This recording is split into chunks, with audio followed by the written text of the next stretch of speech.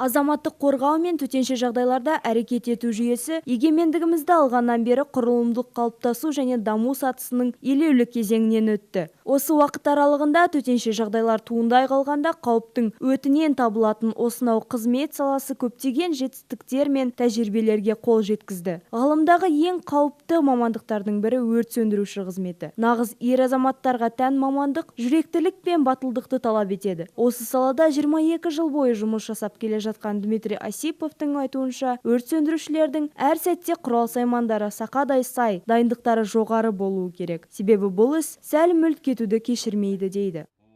Как я стал? Мен құтқарушы мамандығына бала кезімнен бастап қызықсам да, осы маман иесі боламын деген ұшықтасам да түсіме кірмеді. Әскерде бізбен өрт сөндіру орталығынан мамандар келіп түрлі семинарлар мен жиындар өткізетін. Соның әсері болар. Мен осы мамандыққа қызығып әскерден кейін өрт сөндіру маманы болып жұмысқа орналастым. Құтқарушы болып туылмайды, құтқарушы атанады деген бар емес пе? Құтқарушыларға адамдардың көзқарастары да өзгеше жақсы болады екен. Бізді тұрғындар ерекше құрметтейді. Сол себепті бұл мамандықты таңдағаны менің өмірімдегі ең дұрыс шешімдердің бірі болды деп санаймын.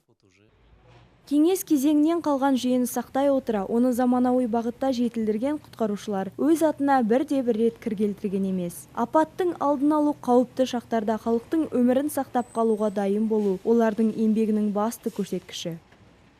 Наверное, как и для любой специальности, всегда есть.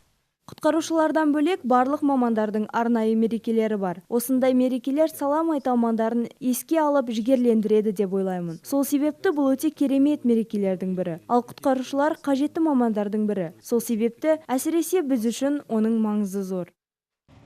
Құтқарушылардың жұмысы өте күрделі, көп қырлы және теориялық білім базасымен әр нақты жағдайда жақсы танымал, тәжірибелік әрекеттерді білуден тұратын кәсіби деңгейдің жоғары дәрежесін талап етеді. Сонымен қатар бұл жұмыс аса қауіпті, себебі ол кәсіби борышын өтегенде өліммен бетпе-бет қалатын сәттерді көп болады. Көптеген құтқарушылардың зардап шеккен басқа адамдардың өмірін құтқару үшін өз өмірлерін де қиюға дейін баратынын ұмытпауымыз керек. Дорогие друзья, коллеги. Құрметті достар және әріптестер, сіздерді біздің ерекше мереке құтқарушылар күнімен құттықтаймын. Барлықтарыңызға жұмыста табыс, жанұяларыңызға амандық және зор денсаулық тілеймін.